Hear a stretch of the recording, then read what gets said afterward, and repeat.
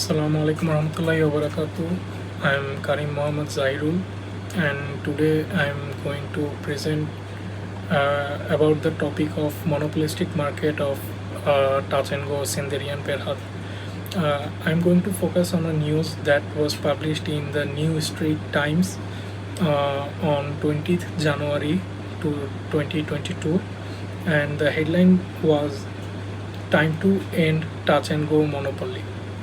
Okay, first of all, I want to say when the law and the institutions that established to protect consumer fail, the consumer will always suffer.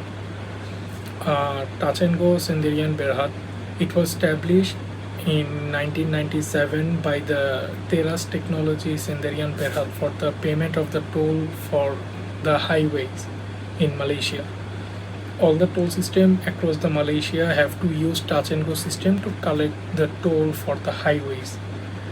Consumer have to use touch and go RFID card to pay their toll. There are no other options to pay toll in the highway.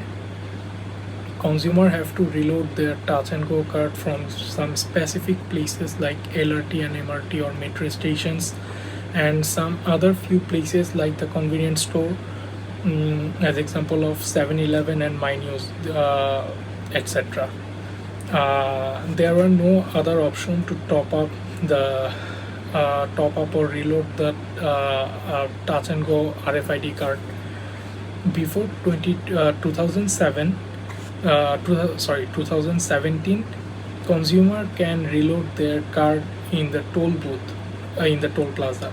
That means if anyone don't have enough credit in their card, consumer can instantly reload from the booth in the toll plaza.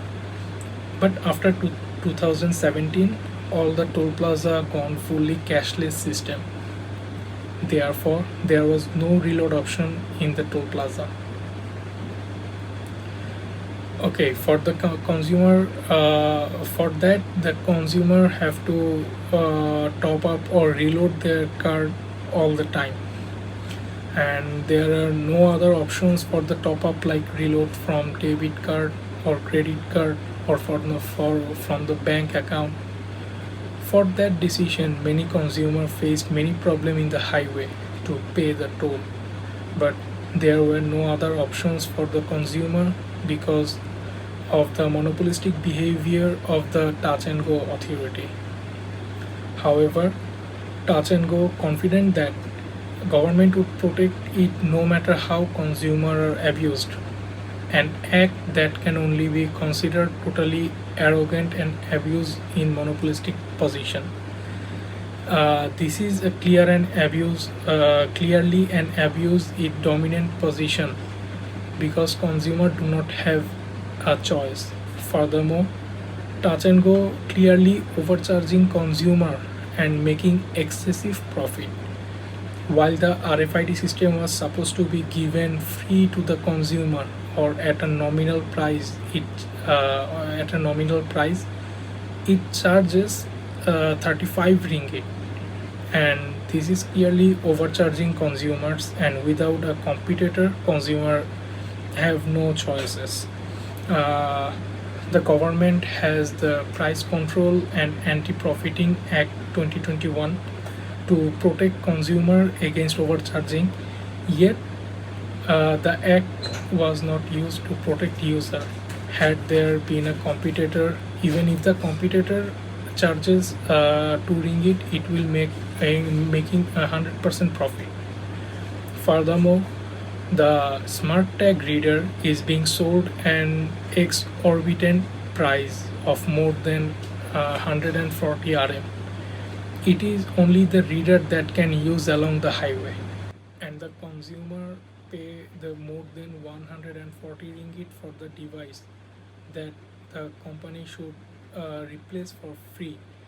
And because there are no other competitor and no other company can give the consumer that service, the consumer have to take from the touch and go.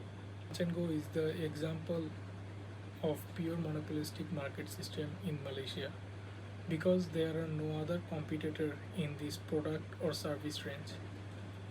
The consumer had to accept what they offer, the price range, the service, the quality. All the things depend on the company themselves. For that, the company can profit more than any of the services or any of the company in the market, because there are no chances to other company can enter the market. For the high barrier to enter the market, it is the characteristic of pure monopolistic competition market. And is monopoly a bad thing?